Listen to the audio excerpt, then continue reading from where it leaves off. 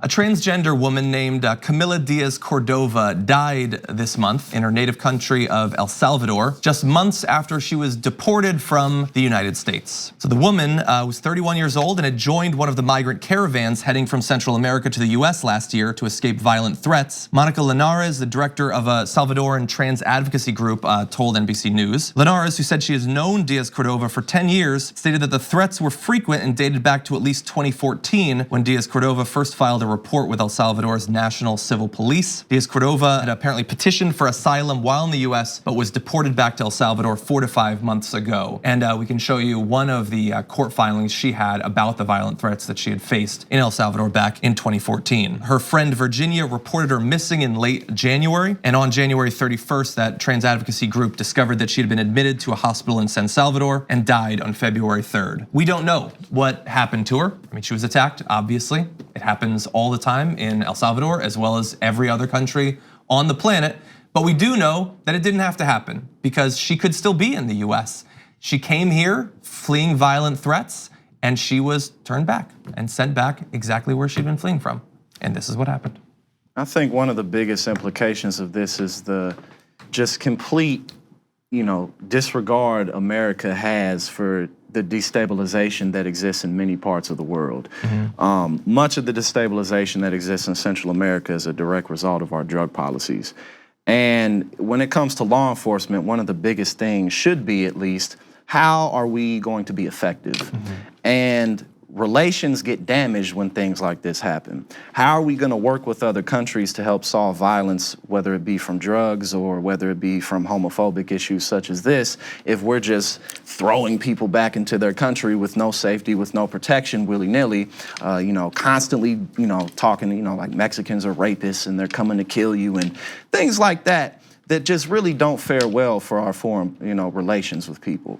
So, things like this have longer negative effects than just what happened that time. So it's just really sad that, and two, so many people will see this and they'll be like, oh, she's a transgender, who cares? Yeah, and that's the exact reason why she was murdered. It's a complete and total travesty, and our system failed her. She came here seeking asylum, and she had a legitimate reason. The United Nations had ordered an investigation to be done in El Salvador after what? We had 7 trans women that were killed in 5 months. Like, these women are being hunted and murdered needlessly, and she came to our country seeking asylum and help, and we turned her away and sent her back. It's things like this that really speak to our lack of humanity and the fact that we are not upholding the laws as we pretend that we should or we purport them to be. And it's just, it's a travesty, but also it speaks to the fact that trans women, especially trans women of color, are continually murdered and hurt, and no one is standing up or stepping up for them. Yeah, she was the second in El Salvador this month. There was a trans woman who used the name Lolita who was killed with a machete on February 8th. There's been attempts to quantify the amount of violence, and supposedly considered by activists a low count, but over the past decade, 3,000 transgender people have been murdered worldwide, generally by shooting, stabbing, or beating. And we don't necessarily know, it could be far, far higher. And so this is an issue, obviously, of violence against this community in particular. It's also an issue of the sort of obvious consequences of our immigration policy. Yeah. But when just in this individual case, like, I think about what she went through, that she probably thought for years about leaving to flee this.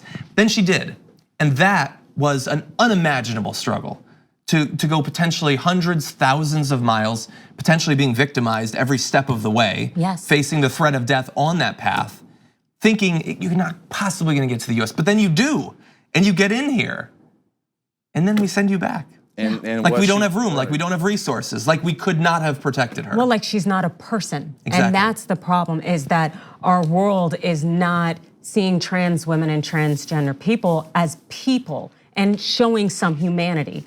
And it's just, it is so upsetting, especially the women of color. And what we had, I think it was in 2017, 29 transgender killed and murdered. These are hate crimes. It's just. And also, when you think about, in the US, trans people, trans issues, barely talked about. Yes. When they're talked about, it's generally Republican politicians attempting to take away some of the few rights that they actually have. And the narrative that is used to get you to be afraid of this community is they're gonna come into your bathroom and they're gonna prey on you and your kids when they're the prey to some of the sickest, violent people in our culture.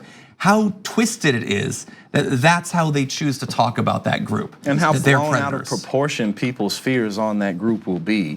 Like they act like homosexuality is like the rhinovirus or something, like you're gonna catch it. Well, yes, but trans is not equated with homosexuality, and that's also something that is very much, I believe, to be a frustration of the trans community, because it's this thought that, oh, it's a sexual thing, as opposed to, no, it is my identity and my gender, and all I am doing is adhering to that, and I have an entitlement to live in accordance with my being and who I am. And for people to sexualize that, and also sexualize your essence of your very being. I have spoken at length with my transgender friends, and just the fact that just them existing in any space, they are sexualized. And as a Black woman, where I am hypersexualized in my own being, I can understand that. But to the extent to which they are is just, it is beyond words and beyond bounds, and they are murdered for it. I'm glad you provided that context as well, just because it's not always about sexuality at all. And the thing is, too, is because they don't have such a voice in terms of educating people, because unfortunately this narrative has been created that it's a sexual thing. It has nothing to do with sex. And and the fact that our society equates gender with sex, it's just a way that they can weaponize issues and use it against us, much like you said in terms of the restrooms. And they're going to do something dirty to you, when we all know, based on the studies and statistics, that generally our threat is not coming from anyone transgender or even people of color at times too. Yeah, and it's a very unexpected miracle that we're hearing about this story at all.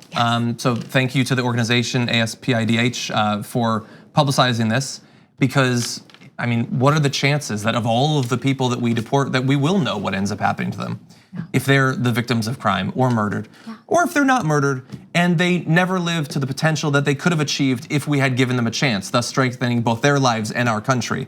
But we won't know about those just by the very nature of it. 2 easy ways to follow the Young Turks. One is hit the subscribe button down below, then you're a TYT subscriber. And second is ring the bell. And when you do that on YouTube, you're notified of our videos.